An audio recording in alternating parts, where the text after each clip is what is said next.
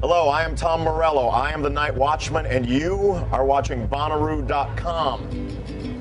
Never listen to anger or love, but I listen to the dark clouds above. So when did you roll into beautiful Manchester? To Bonnaroo? Yeah. About 20 minutes ago on the outside, so maybe 17 minutes ago. We're straight in here. That's right. Okay. That's right. So not enough to yet have a sense of the vibe of the room. I'd say that 17 minutes you can get a vibe. I already have a vibe. Yeah. How's it working for you so far? So far, so good. It's a very warm day here. The children are dressed for the heat, and they seem to be enjoying the music. And some of them seem to be out of their minds already. That's all you can ask for. Yeah.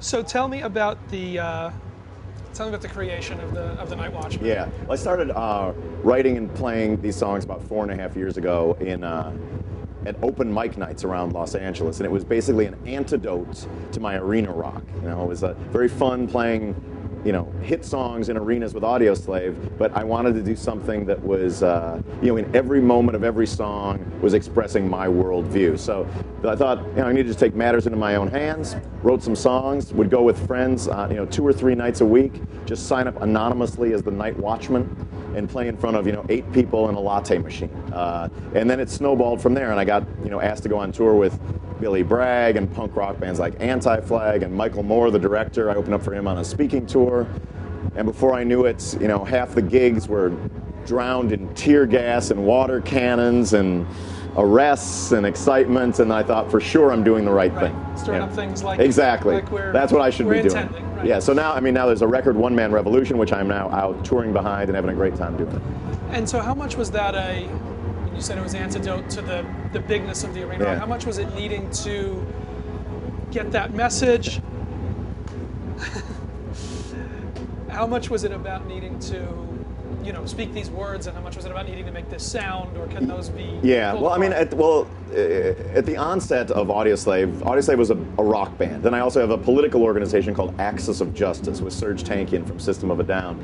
But I'm a musician, and I thought that it wasn't enough to do the educational and organizing work in a political organization. I'm a musician. I need to write songs, and because for me, like, music or art can inspire, whereas a book or an organization can organize, and it's just very different. It's a different way of sort of getting the truth out. So I was finding that even at these very early shows, playing in front of a few people, these coffee houses, those shows mattered as much to me. I prepared as much or more for them as I was for any of the big arena shows. And I've always been a fan of heavy music, and I've always been a fan of rebel music. And it dawned on me that you do not need Marshall stacks in order to make music that's heavy. And so it's music that's very much in the vein of Woody Guthrie, Johnny Cash, Springsteen, Nebraska era, and that's some of the heaviest music that man's ever made.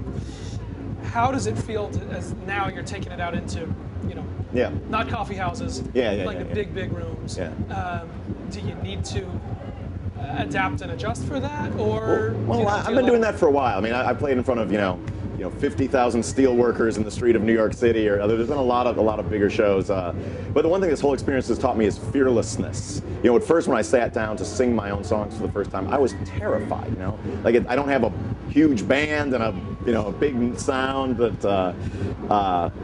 I know really honestly the experience of being arrested for civil disobedience after a show, or having your clothes smell of tear gas after performing. It's not so hard to sit up there and remember a few chords when you go through that. I know how to do that. Yeah. But I like it. I mean, to me it feels it's more than, oh, I'm going to play some music for people to enjoy. To me it feels like a zealous mission. And does it lose or gain going into a setting like this and trying to reach this far out, or is it just a different translation? I think just whether the stage is a small one or whether it's a large one, you tell the truth as you see it, and I try to, in every song, in every every verse of every song, to play it like it's the last song I'm going to play, and that and hopefully something from that translates and gets over. Never listen to anger or love, but I listen